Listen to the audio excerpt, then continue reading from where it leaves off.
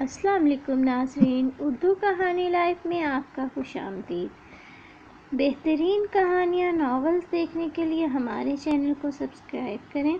राह मोहब्बत से राह इलाही तक नेक्स्ट पार्ट। आज एक हफ्ता हो गया था बात करते हुए। फराज अनाया के दिल को मोह लेने वाली बातों में महव हो जाता है। इसकी बातों की लहरों में बेख्तियार बहने लगता था। फराज के समाते अनाया की खनक भरी आवाज़ सुनने की आदी होने लगी थी। अनाया की बातों ने अंजला की यादों पर वाकई पर्दा डाल दिया था। अब फराज हर वक्त अनाया के बारे में सोचने लगा था। बहुत कम वक्त में अनाया ने फराज के दिल में बहुत ज़्यादा जगह बना ली थी, बल्कि अंजला की वजह से दिल में पैदा होने वाले खला भी भरने लगे थे। फराज तौलिए से सर के बाल खुश करता हुआ कमरे में दाखिल हुआ था और फिर इसने तौली को किल्ली पर लटकाने के बाद साइड टेबल से मोबाइल उठाकर देखा था कि अनाया के मैसेज आए हुए थे। हाय, कहाँ मसरूफ़ हैं आज? दूसरा मैसेज पहले मैसेज से 5 मिनट बाद आया था और अब दूसरे मैसेज को आए हुए भी 5 मिनट हो चुके थे। ओह, आई एम सॉरी, मैं नहा रहा था, फराज ने माज़रत ख्वाहाना अंदाज में कहा। It's okay, don't worry, Anaya ने कहा और फिर रस्मी एलेक्स लैग के बाद फराज बोला। आज एक हफ्ता हो गया है बात करते हुए और ये ख्वाहिश है कि हर गुजरते दिन के साथ बढ़ती ही जा रही है।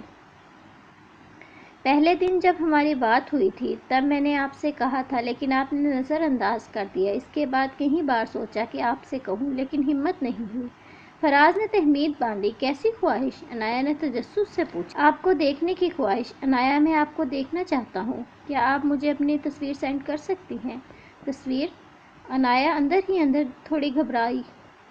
हाँ, तस्वीर। क्या मुझ पर यकीन नहीं है आपको? दोस्त भी कहती हैं और यकीन भी नहीं करती। फराज ने अनाया की घबराहट को भांपते हुए बातों का जाल फेंका। आपसे किसने कहा मैं आप पर यकीन नहीं करती? वो दोस्त ही क्या जिस पर यकीन ना हो या जो यकीन ना करता हो? मैं तो आप पर खुद से ज़्यादा यकीन करती हूँ और मुझे आप पर पूरा भरोसा है कि आप मेरा यकीन कभी नहीं तोड़ेंगे। अनाया ने तस्वीर सेंड करने से पहले खुद को महफूज किया था और फिर साथ ही तस्वीर सेंड की थी। तस्वीर डाउनलोड हो रही थी। तस्वीर डाउनलोड होते हुए फराज ने एक नज़र तस्वीर को देखा और फिर देखता ही रह गया। वो पलकें झपकाना भूल चुका था। बड़ी बड़ी आंखें चेहरे पर साफ नुमाया हो रही थीं। घनी और लंबी लंबी पलकें आंखों की खूबसूरती में इजाफा कर रही थीं। यूँ महसूस होता था जैसे ये घनी लंबी पलकें इन आंखों की मुहाफिज हों और दरमियाने मोटे लेकिन गहरे गुलाबी होंठ यूँ लग रहे थे जैसे खुद बोल बोल के अपनी तारीफ बयान कर रहे हों। चेहरे पर नज़र पड़ते ही यूँ महसूस हुआ जैसे सारे जिस्म की नज़ाकत उमड़ के चेहरे पे आ गई हो। एक एक नक्श तह दर तह फराज के दिल में उतर रहा था। अनाया ने तस्वीर में पर्पल कलर की कमीज़ पहनी हुई थी और सर पर सिल्वर कलर का दुपट्टा ओढ़ रखा था। सिल्वर दुपट्टा सर पर था। स्याह रेशमी बाल सिल्वर रंग के दुपट्टे के नीचे बहुत खूबसूरत लग रहे थे। ये तस्वीर इस दिन की थी जिस दिन अनाया का रिजल्ट अनाउंस हुआ था। अनाया इस तस्वीर में बिल्कुल किसी मॉडल की तरह लग रही थी। आप पर तो अल्लाह पाक ने हुस्न की बारिश की है। यूँ महसूस होता है जैसे एक एक नक्श को तराश कर बनाया गया है। ज़हानत कमाल, बातें लाजवाब, हुस्न बेमिसाल। आप तो बिल्कुल मुकम्मल लगती हैं। फराज ने दिल खोल कर तारीफ़ की थी। नहीं, मुकम्मल तो कोई नहीं होता। मुकम्मल ज़ात तो सिर्फ मेरे प्यारे नबी हज़रत मोहम्मद सल्लल्लाहु अलैहि वसल्लम की है। मैं तो एक नामुकम्मल गुनहगार सी लड़की हूँ। अब आपको मुझ में कोई कमी नज़र नहीं आती, इसका मतलब ये थोड़ी ना कि मुझ में कोई कमी नहीं है। अनाया ने मोहब्बत अमेज़ लहजे में तरदीद की थी। एक बार फिर लाजवाब, फराज ने मुख्तसरन कहा। वैन आज भी हस्बे मामूल यूनिवर्सिटी के गेट पर उतार के जा चुकी थी। अनाया और फजर यूनिवर्सिटी के मेन गेट से यूनिवर्सिटी में दाखिल हुई थी और अब डिपार्टमेंट की तरफ जा रही थी। अनाया, सुनाओ दोस्ती कैसी जा रही है? मेरा मतलब है बात होती है फराज से? फजर ने चलते चलते पूछा। हाँ होती है, अनाया ने बताया और फिर ऐसे बोली जैसे अचानक से कुछ याद आया हो। हाँ, कुछ दिन पहले जब इसने पहली दफ़ा मुझसे तस्वीर मांगी थी तो ऐसे लग रहा था जैसे मैं इसे खा जाऊंगी। अनाया हंसी। कई बार सोचा कि आपसे कहूँ, लेकिन हिम्मत नहीं हुई। अनाया ने हंसते हुए एक लफ्ज़ को अलहदा करके इस्तेहज़ाइया अंदाज में बोला था। क्या? फजर को हैरत हुई। तुम इसे अपनी तस्वीर सेंड करती हो? फजर ने इस्तेफ़ामिया निगाहों से देखते हुए पूछा। हाँ, करती हूँ।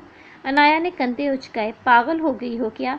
मैं तो समझी थी सिर्फ बात करके टाइम पास करने की हद तक रहोगी। پر تم تو تصویر بھی سینڈ کرنے لگی، فیس بک پر دوستی اور پھر تصویریں سینڈ کرنے کا مطلب سمجھتی ہو؟ عنایہ حیرت امیز لہجے میں بولی۔ اس میں پاگل ہونے والی کیا بات ہے؟ مجھے یقین ہے اس پر، وہ ایسا کچھ نہیں کرے گا جیسا تم سوچ رہی ہو۔ وہ بہت اچھا ہے، اور ویسے بھی ضروری تو نہیں سب لڑکے ایک جیسے ہوں۔ عنایہ نے صفائی دی۔ یہ یقین تمہیں مہنگا نہ پڑ جائے۔ وہ جتنا سیدھا اور شریف خود کو تمہارے سامنے ظاہر کر رہا ہے وہ اتنا سیدھا نہیں ہوگا۔ شاید تم بھول رہی ہو کہ یہ 21ویں صدی ہے۔ فجر نے جیسے ہوش کے ناخن دینا چاہا۔ اگر کچھ بولنا ہی ہے تو اچھا بولو۔ میں ایسے کیسے اس پر یقین نہ کروں جب مجھے اس میں کچھ ایسا نظر ہی نہیں آیا، عنایہ نے مستحکم لہجے میں کہا۔ عنایہ، تم صرف پوزیشن لینا اور کتابی باتیں کرنا جانتی ہو، حقیقت اس کے بالکل برعکس ہے۔ کیا تمہیں یاد نہیں تصویر میں وہ ایسے لگ رہا تھا جیسے بہت ہی امیر گھر سے اور بہت ہی پڑھا لکھا ہو، اور حقیقت میں کیا نکلا؟ ایک شاپ کیپر۔ فجر نے قدرے استہزائیہ انداز میں کہا۔ اگر شاپ کیپر ہے تو کیا ہوا؟ شاپ کیپر انسان نہیں ہوتے کیا؟ عنایہ نے فلاسفی جھاڑی اور پھر بولی۔ اور رہی بات پڑھے لکھے ہونے کی، وہ ان پڑھ نہیں ہے، ایف اے کیا ہے اس نے، عنایہ نے تند لہجے میں کہا۔ اچھا چھوڑو، میں تو بس تمہیں سمجھا رہی تھی، فجر نے کہا۔ اسے سمجھانا کہتے ہیں؟ عنایہ نے فجر کی طرف دیکھا۔ تمہارے جیسے دوستوں تو پھر دشمنوں کی کیا ضرورت؟ عنایہ کو فجر آستین کا سانپ لگ رہی تھی۔ اچھا خیال رکھنا کہیں یہ نہ ہو کہ فراز صاحب پرانے عاشق نکلیں، فجر نے شریر لہجے میں کہا۔ فار گاڈ سیک فجر، عنایہ نے ترخ کر کہا۔ تو فجر عنایہ کو اس طرح دیکھ کے بے اختیار ہنسنے لگی۔ کیا ہو گیا ہے یار، مذاق کر رہی ہوں، فجر نے ہنسی روکتے ہوئے کہا۔ عنایہ کو ہاتھ میں وائبریشن محسوس ہوئی تھی۔ اس نے موبائل کی اسکرین پر دیکھا تو فراز کی کال آ رہی تھی۔ اس نے کال کاٹ کر موبائل کی اسکرین کو ہاتھ پر الٹا دیا تھا۔ عنایہ فیملی کے ساتھ بیٹھی ہوئی تھی۔ آج 1 سال بعد مکمل فیملی لاؤنج میں بیٹھی ہوئی تھی۔ آج صبح عنایہ اور ملک سکندر ملک سارم کو لینے لاہور ایئرپورٹ گئے ہوئے تھے۔ فریدہ بیگم گھر پر رکی ہوئی تھی تاکہ ان کے آنے کی تیاری اور کھانے کا انتظام اپنی نگرانی میں ملازموں سے کروا سکے۔ ماما، آپ کو پتہ ہے آج سارم نے مجھے کتنا تنگ کیا ہے، عنایہ نے کہا تو فریدہ بیگم عنایہ کی طرف متوجہ ہوئی۔ سارم اور ملک سکندر ایک دوسرے کی طرف دیکھ کے مسکرائے۔ سارم اس وقت عنایہ کے بائیں طرف پڑے صوفے پر بیٹھا ہوا تھا، جبکہ ملک سکندر عنایہ کے بالکل سامنے بیٹھے ہوئے تھے۔ عنایہ سارم کو نام لے کے مخاطب کرتی تھی۔ عنایہ اور سارم کی عمر میں 1.5 سال کا فرق تھا۔ سارم عنایہ سے 1.5 سال بڑا تھا۔ جب میں نے اسے کہا ہے کہ کتنے ہینڈسم ہو گئے تو آگے سے مجھے کہنے لگا، لیکن تم ویسی کی ویسی ہی ہو، کالی موٹی پھینی، عنایہ نے سپاٹ لہجے میں منہ بناتے ہوئے بتایا تو ملک سارم، ملک سکندر اور فریدہ بیگم بے اختیار ہنسنے لگے۔ ایک بار پھر کال آئی۔ عنایہ کال کاٹنے ہی لگی تھی کہ فریدہ بیگم نے پوچھا، کس کی کال ہے بیٹا؟ فریدہ بیگم عنایہ کی دائیں طرف صوفے پر بیٹھی ہوئی تھی۔ وہ عنایہ کو اس طرح بار بار کال کاٹتے دیکھ رہی تھی۔ فجر کی آ رہی ہے، آج میں یونیورسٹی نہیں گئی تھی نا، اس وجہ سے بار بار کال کر رہی ہے۔ عنایہ نے جھوٹ کو سچ کا لباس پہنایا تھا۔ تو جا کے سن لو بیٹا، ایسے ہی پریشان ہو رہی ہوگی، فریدہ بیگم نے کہا۔ عنایہ فریدہ بیگم کے کہنے پہ اٹھ کر اب کمرے کی طرف بڑھ رہی تھی۔ ابھی سیڑھیوں تک ہی پہنچی تھی کہ عنایہ نے کال ریسیو کر کے موبائل کان کے ساتھ لگا کر ہیلو کہا تھا۔ آج کہاں غائب ہیں صبح سے؟ آپ کو احساس بھی ہے آپ کا اس طرح مسلسل کال کاٹنا مجھے کتنا تکلیف دے رہا ہے؟ اب جب کال کاٹتی تھی تو ایسا محسوس ہوتا تھا جیسے دل میں کسی نے خنجر گاڑ دیا ہو۔ لیکن فراز کہتے کہتے رکا، اسے لگا کہ کچھ زیادہ ہی کہہ دیا ہے۔ عنایہ کے کال ریسیو کرتے ہی فراز بے اختیار کیسے بولنے لگا، فیلنگز کا اظہار کیسے ہو گیا، اس کو کچھ سمجھ نہ آیا۔ لیکن کیا؟ عنایہ اب کمرے میں داخل ہو چکی تھی۔ کچھ نہیں، چھوڑیں، آپ کو کون سا احساس ہے؟ اگر ہوتا تو اس طرح مسلسل کال تو نہ کاٹتی، فراز نے خفگی ظاہر کی۔ آئی ایم سوری یار، سارم کے پاس بیٹھی ہوئی تھی، آپ کو رات کو بتایا تھا نا سارم کل آ رہا ہے، عنایہ نے یاد دلایا۔ بتایا تو تھا لیکن اس طرح کبھی کال بھی تو نہیں کاٹی، آپ کم سے کم میسج ہی کر دیتی، فراز ہنوز خفگی سے کہہ رہا تھا۔ آج 1 سال بعد ہم اس طرح اکٹھے بیٹھے تھے، ماما اور بابا بھی پاس تھے، جس وجہ سے میں نے موبائل استعمال کرنا مناسب نہیں سمجھا، عنایہ نے بتایا۔ اوہ آئی ایم سوری، اوکے آپ فیملی کو ٹائم دیں، ہم کل بات کر لیں گے۔ فراز کو ایک لمحے کے لیے اس طرح مسلسل کال کرنا احمقانہ لگا۔ نہیں، اب میں اپنے کمرے میں آ گئی ہوں، بھائی سفر سے تھکے ہیں، بس تھوڑی دیر تک سب اپنے اپنے کمرے میں چلے جائیں گے، عنایا نے کہا۔ اور پھر اس کے بعد رسمی الیکس کے بعد عنایا کو اچانک یاد آیا، آپ میرے کال ریسیو نہ کرنے پر تکلیف کی بات کر رہے تھے۔ میرے کال کاٹنے پر اتنی تکلیف کیوں؟ عنایا نے پوچھا تو فراز کی ایک ہارٹ بیٹ مس ہوئی۔ فراز کے لیے یہ سوال غیر متوقع تھا۔ مجھے کیا پتا، آپ ہی بتائیں ایسا کیوں؟ فراز کو کچھ سمجھ نہ آیا تو اس نے جواب دینے کے بجائے سوال کیا۔ میں کیا بتاؤں، مجھے تو کل اپنی سمجھ نہیں آ رہی، عنایا نے ذومعنی لہجے میں کہا۔ کیا مطلب؟ فراز الجھا۔ پاس پڑی چائے ٹھنڈی ہو جاتی ہے، کلاس میں ہوتی ہوں تو لیکچر کی سمجھ نہیں آتی، پتہ ہی نہیں چلتا کب شروع ہوا اور کب ختم۔ جب دوستوں کے ساتھ ہوتی ہوں تو وہ سارے جہاں کی باتیں سنا کر جب مجھ سے کوئی بات پوچھتے ہیں تو میں آگے سے کہتی ہوں کیا کہا، اور رات کو تو دودھ پینا بھی بھول گئی، صبح اٹھ کر دیکھا تو ویسے کا ویسا سائڈ ٹیبل پر پڑا تھا۔ عنایا بیڈ کی پشت سے ٹیک لگائے دیوار کو خوابیدہ نگاہوں سے دیکھتے ہوئے مخمور لہجے میں بول رہی تھی، کہیں پیار تو نہیں ہو گیا؟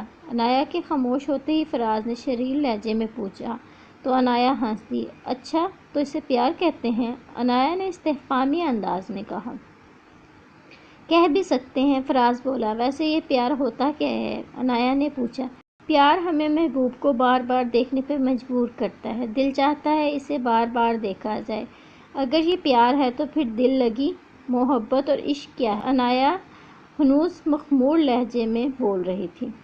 جب ہماری کسی پر نظر پڑتے ہی وہ ہمیں اچھا لگے اور پھر جب نظروں سے اوجھل ہو جائے تو دل اسے دوبارہ دیکھنے پر مجبور نہ کرے، اسے کہتے ہیں دل لگی۔ دل لگی کے بعد مرحلہ آتا ہے پیار کا، جو ہمیں بار بار محبوب کو دیکھنے پر مجبور کرتا ہے۔ محبوب آنکھوں سے اوجھل ہو جاتا ہے تو دل تڑپتا ہے اس سے دوبارہ ملنے کو، اسے دیکھنے کو، اور پھر ہوتی ہے محبت، جس کا رتبہ پیار سے بھی زیادہ ہوتا ہے۔ محبت میں دل کہتا ہے کہ محبوب ہر وقت ہر لمحہ آنکھوں کے سامنے رہے، ایک پل کے لیے بھی آنکھوں سے اوجھل نہ ہو۔ فراز کہتے کہتے رکا۔ اور عشق؟ عنایا بے اختیار بولی تھی، لہجے میں تجسس تھا۔ وہ سوچ رہی تھی کہ کیا اس سے بڑھ کر بھی کوئی سٹیج ہو سکتی ہے، محبوب ہر لمحہ آنکھوں کے سامنے رہے۔ اور عشق تو بلند ترین رتبہ ہے، عشق وہ مرحلہ ہے جس میں محبوب ہر کسی میں نظر آتا ہے، محبوب پاس نہ بھی ہو تو اس کا ہونے کا احساس ہوتا ہے، ہم اس کی غیر موجودگی میں بھی اس سے باتیں کرتے ہیں۔ فراز کے لہجے میں محویت تھی۔ عنایا کچھ دیر خاموش رہی اور پھر بولی، آپ کو یہ سب کیسے معلوم؟ عنایا کو جیسے شک ہوا تھا، کیا میں اس دنیا میں نہیں رہتا؟ کیا میں لوگوں کو محبت ہوتے نہیں دیکھتا؟ کیا میں ہیر رانجھا کو نہیں جانتا؟ فراز بات مذاق میں ڈالی تو عنایا بھی ہنس دی۔ اچھا بتائیں، آپ کو کیا کیا چیزیں پسند ہیں؟ آپ کے مشاغل کیا ہیں؟ عنایا نے بات آگے بڑھائی۔ مجھے کرکٹ کھیلنا پسند ہے اور آپ سے بات کرنا، فراز نے بتایا اور پھر پوچھا۔ اور آپ کے؟ مجھے کتابیں پڑھنا، میوزک سننا، بارش میں نہانا، ٹریولنگ، غروب ہوتا سورج، 14ویں کا چاند اور مغرب کے وقت چاند کے ساتھ سب سے پہلا نظر آنے والا ستارہ جو رات کی تاریکی میں سب سے زیادہ روشن ہوتا ہے، جسے میں دیکھ کے اکثر کہتی ہوں کہ یہ میں ہوں۔ میں نے جیسے ایک لمبی فہرست پڑھ کے سنائی تھی۔ اگر وہ ستارہ آپ ہیں تو پھر چاند کون ہے؟ فراز نے شریر لہجے میں پوچھا تو عنایا ہنس دی۔ وہ بھی ایک دن بتاؤں گی۔ کب؟ بہت جلد، انتظار رہے گا، زیادہ نہیں کرواؤں گی۔ اوکے، اب مجھے نیند آئی ہے، آج بھائی کو ایئرپورٹ لینے گئی تھی نا، جس وجہ سے بہت تھک گئی ہوں، عنایا نے جمائی لیتے ہوئے کہا۔ اوکے، آپ سو جائیں، اللہ حافظ، فراز نے کہا۔ خدا حافظ، عنایا نے کہتے ہوئے کال کاٹ دی۔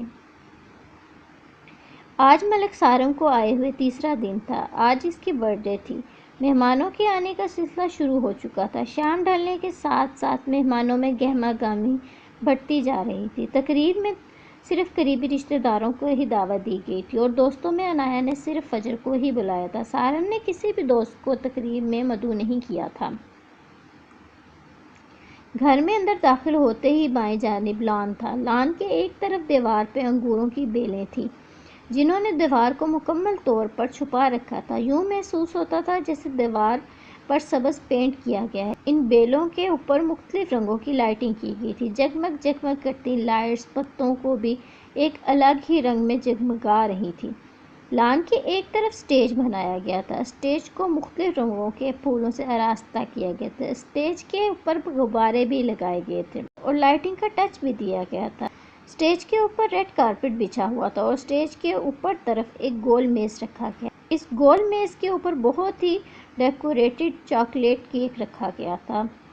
سٹیج کے سامنے پورے لان میں گول میز اور ان کے گرد کرسیاں لگائی گئی تھیں۔ السلام علیکم آنٹی، فجر نے کہا۔ وعلیکم السلام، فریدہ بیگم نے نہایت شفقت سے مسکراتے ہوئے جواب دیا۔ آنٹی، عنایہ کہیں نظر نہیں آ رہی؟ فجر نے متلاشی نظروں سے ادھر ادھر دیکھتے ہوئے پوچھا۔ ابھی اپنے کمرے میں ہی تیار ہو رہی ہے، بلکہ تم جاؤ اسے بلا کے لاؤ، اسے کہو کہ بس کرے، اب بہت ہو لیا تیار۔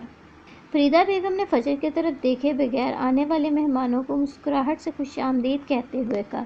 اچھا آنٹی، میں بلا کے لاتی ہوں، فجر کہتی ہوئی اندر کی طرف بڑھی۔